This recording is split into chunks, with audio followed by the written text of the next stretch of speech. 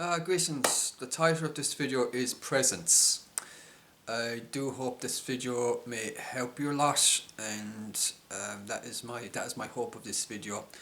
I shall go over by the title of the video called Presence and hope to explain it. Presence. In this video I'll be going over just a bit of advice that I'm grateful to have learned recently, which I wish I learned when I was younger, but you should be very careful who you tolerate to be in your presence. Every one of us, we are very social species because we require cooperation in order to either to survive or to be creative or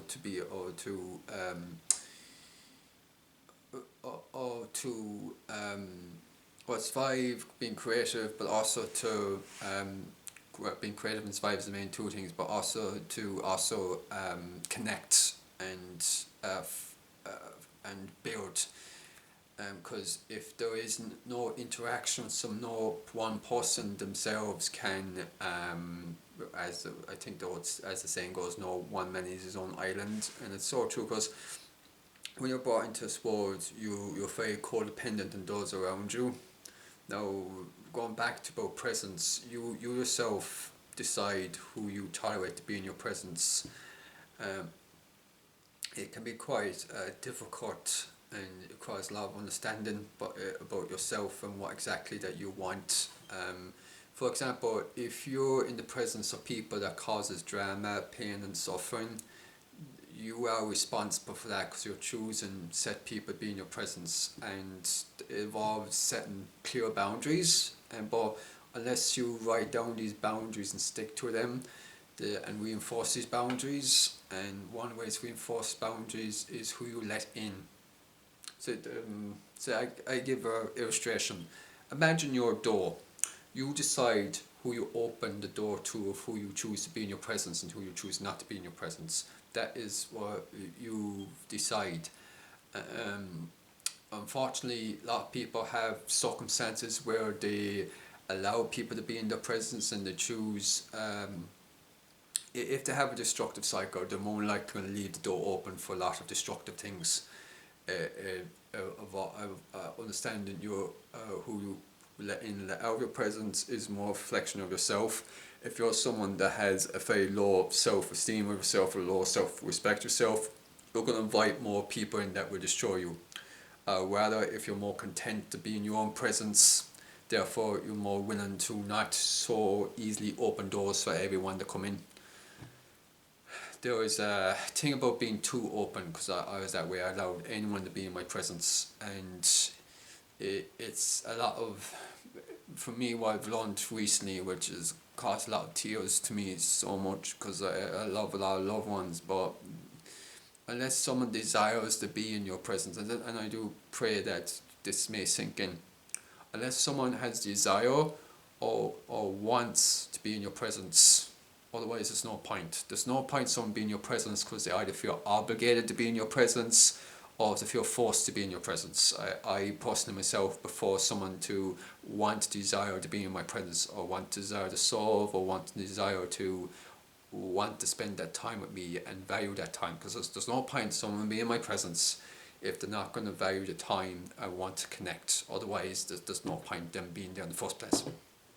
And I was a very people pleaser. I wanted everyone to be in my presence because I was kind of searching for that love and that need and that validation and that attention, because I was starved of that when I was very younger.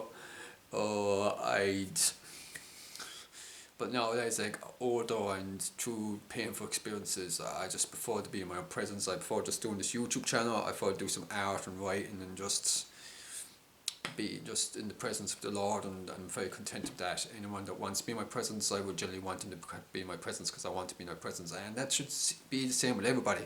Because if you let people in, and if they're only in your presence because they want to use you or take advantage of you, or if it's transactional, the only reason why if they're in your presence is because it's a transactional kind of connection, then that's not worth it. It's not worth it.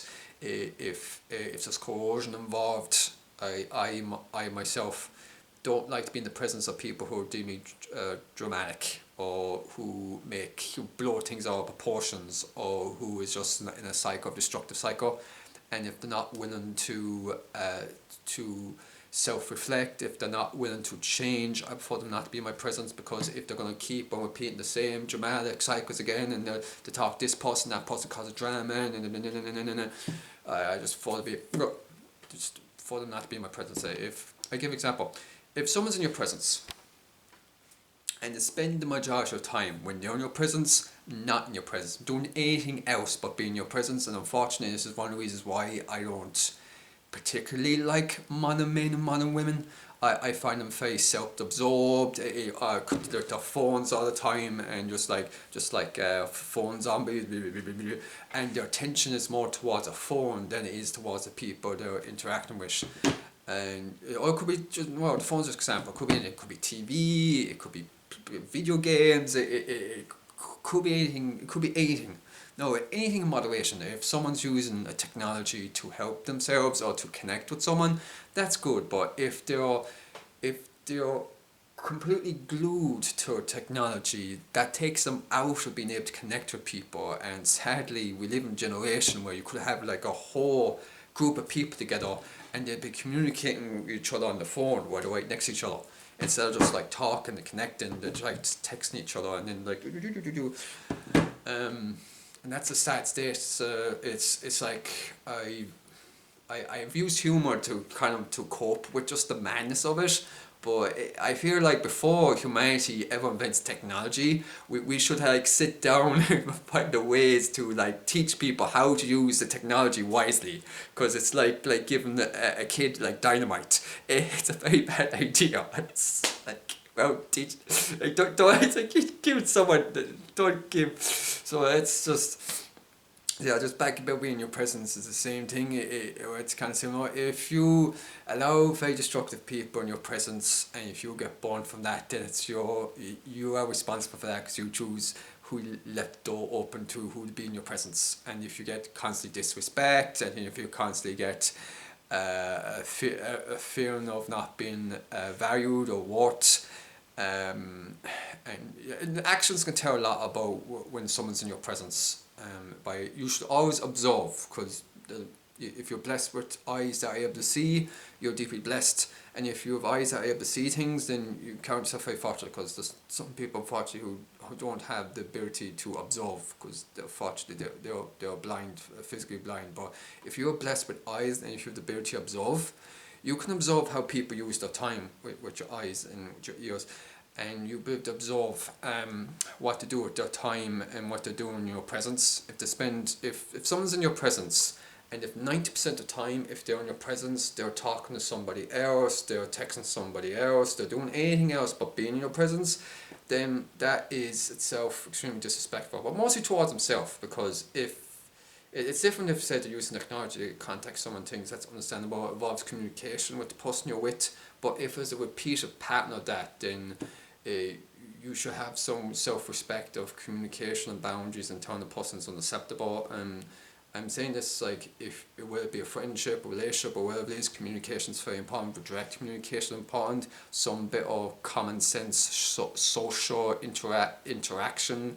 We live in an age, unfortunately, that humans aren't taught at a young age. I wasn't taught this, and we're just let us go, trying to figure things out. How to sort of interact with another person is to understand the person, to seek first to understand, then seek first to understand,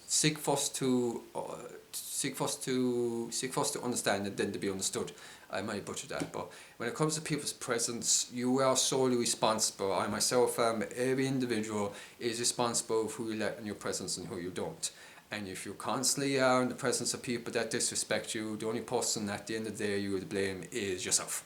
Same with anything. If you're around destructive people, dramatic people, and if chaos comes at your door, it's yourself to blame, because you opened up for the fire to come in. So, my advice is you to, first of all, more importantly, to have people in your presence that actually want to be in your presence, that whose heart towards you is genuine, and it's a one that they seek to be a blessing to, and to help you and to raise you up. Because there's nothing worse than being in the presence of people that completely drag you down into despair, to affect that your physical, emotional, and spiritual health, because you're creating the image of God. We all are. We're creating the image of God. We're a fallen image, cracked image, but we have a responsibility to look after our physical, emotional, and spiritual health, and presence is a big part of that. And the great thing about reading scripture and things, it actually teach you a lot about presence and what to tolerate and what not to tolerate. Because but long suffering is very important. You can long suffer people, but there's consequences to it, and it's important for you to set down like clear consequences for people's actions. And one way to do that is remove yourself from them, so that they understand that it might cause self-reflection. Because if you move yourself from someone's presence and you explain to them why that you move yourself from the presence, it's up to them if they want to make changes in order to come back. Because you don't just open the door, people who constantly keep on disrespecting you, constantly drag you down. You have to make it clear that that door can shut, and there's consequences for their actions. I'm not personally good at doing that. I keep on letting the door back open when maybe it's much wiser for me just to shut it until they make changes to their behaviour. Because if this destructive behaviour keeps it going and keeps it stuck in a cycle, and sometimes the best thing is just shut the door and just have a self-respect about who you let in your presence. Anyway, thanks for watching this video. I do hope that this video might be able to help yourself or someone that you know, and thanks so much for watching.